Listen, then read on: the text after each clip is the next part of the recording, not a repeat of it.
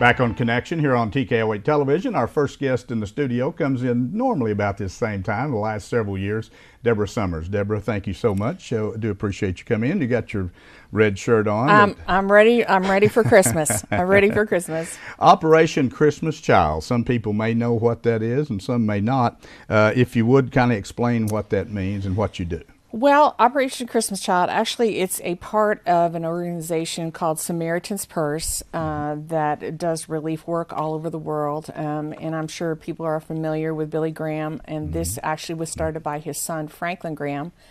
Operation Christmas Child is a branch off of Samaritan's Purse, and every year around this time we collect shoe boxes for children with hygiene items, school supplies, different things like that. And they get shipped all over the world. Wow! So the items actually are more for international use then. Yes, yes. Samaritan's Purse itself does a lot of work within the U.S. They also do work internationally, but the branch of Operation Christmas Child actually is an internet. It provides these kinds of items for children overseas. Okay. So what type of items? And when you say shoebox, is it literally putting them in a shoebox or a small box? Yes, I mean you can put them in a shoebox. You can also put them in the shoebox sized totes.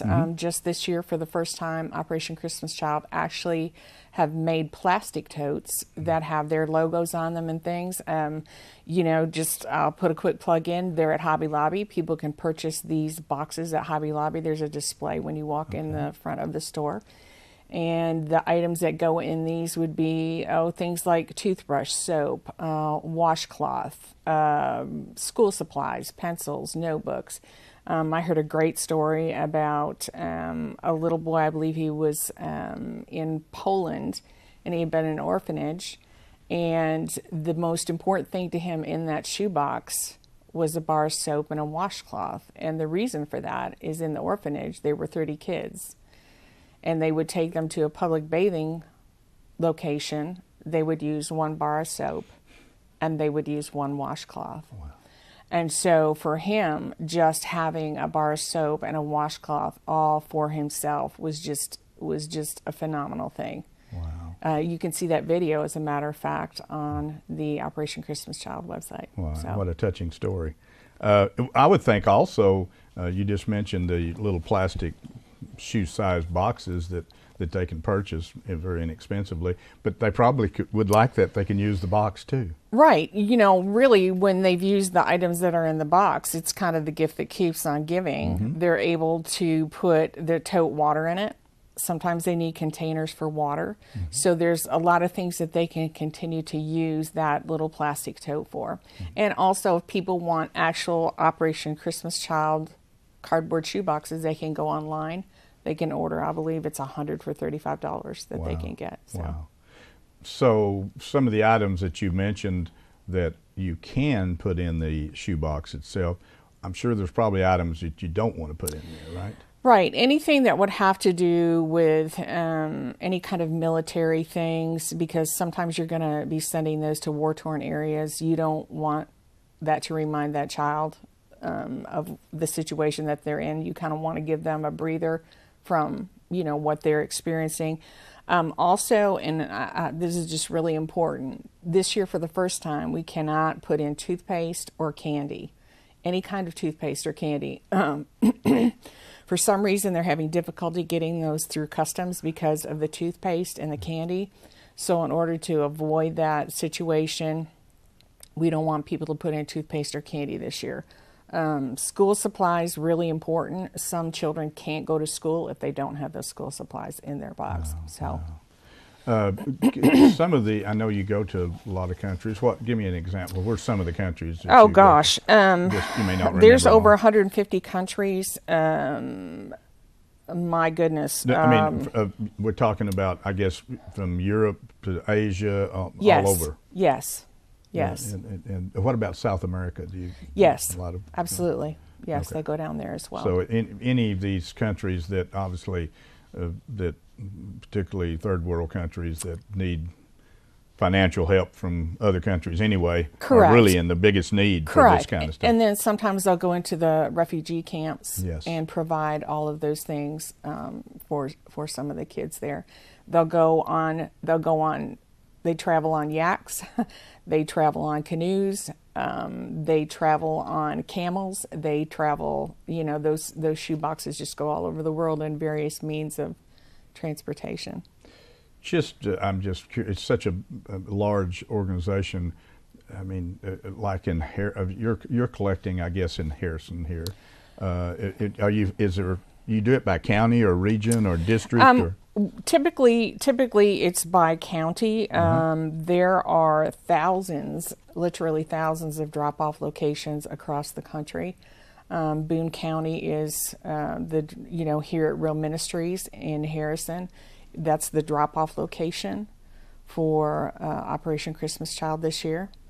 And so once all of the boxes are collected from all these thousands of drop-off locations, they go to processing centers, and where they're processed, I believe there's there's 8 major processing centers across the country. In the U.S. Let's see, we've got Atlanta, Baltimore, Boone, North Carolina, Charlotte, Dallas, Denver, Minneapolis, Orange County, California.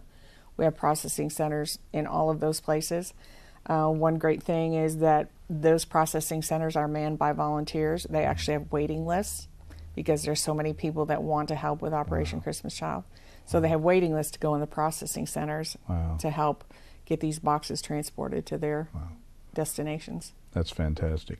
Just if no one put you on the spot, but about how many boxes would they want to collect? I mean, do they have a goal every year, or? I would say over 13 million this year is what they want to collect. Wow. Last year, our goal for Boone County was 2775. We actually collected 3148 is what we collected out of Boone County. We're hoping this year we've got our goal around 3,100 because we've actually had another drop-off location opened up. I don't know if it's either in Green Forest or Berryville, kind of that location now has a drop-off center. So we're expecting to reach our goal of 3,100 boxes this year for Boone County. That's a lot of boxes. That's a lot of boxes. It's a lot of fun, though. Yeah. It's a lot of fun. Well, Deborah, how long have you been working with this organization? I guess I've been doing actually, I mean, if you want to go back, I started packing shoe boxes when my kids were just small, 6 and 7. My daughter's now 27.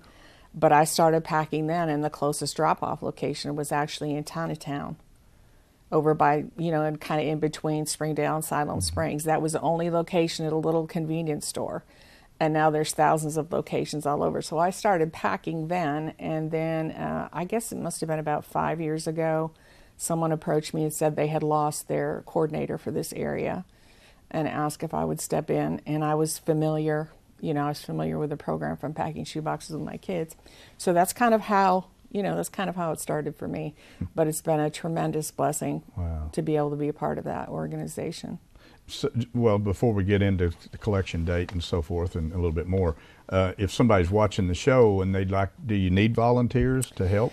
We'd love to have volunteers. If you want to come down and help us pack, we pack, when people bring the shoe boxes, we put those in master cartons. And from there, they're moved to Mountain Home where they go to the final processing centers. But we will be collecting Monday through Friday, November the 13th through the 17th. We will be there between 4 and 6. Saturday, November 18th, we'll be there from noon to 5. Sunday, November 19th, 1 to 5, and Monday, November 20th, we're going to be there early, 6 to 8 a.m. because we have to get those boxes over to Mountain Home. So if people want to come in and help us pack boxes, I mean, they're certainly more than welcome to do that. There's also opportunities to be full-time volunteers. I'm a full-time volunteer. I mean, I have a regular job that I work during the day, but there are opportunities to do that as well. And there might be one of those volunteer positions that just might fit your niche, So if people want information about that, I'll be happy to talk to them about that as well. I know you're doing this now here in the month of November to get ready to get this out before the holidays. During the remainder of the year, do you collect during the year, or you just kind of everything kind of comes in at one time? Well, we collect one time during the year, and but during the other part of the year, obviously we're doing, we're communicating with churches, we're trying to get new churches involved in this program, individuals, organizations, different things like that want to participate for the following year. So we're always looking for opportunities to be able to, expand our area. Okay. You have a website or for information. Somebody wanted to look.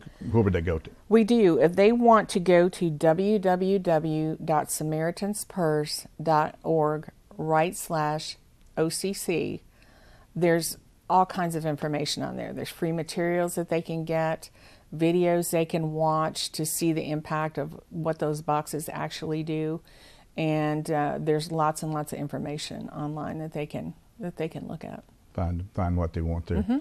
Well, Deborah, we certainly appreciate you coming in again this year and talking to us and letting people out in the viewing audience know what Operation Christmas Child is all about, the importance of helping. Just a little shoebox full of products makes a big difference in a child's life, particularly where the products are going around the world. So if you'd like to help out, particularly in the giving process, don't forget the dates, collection dates, November 13th through the 17th.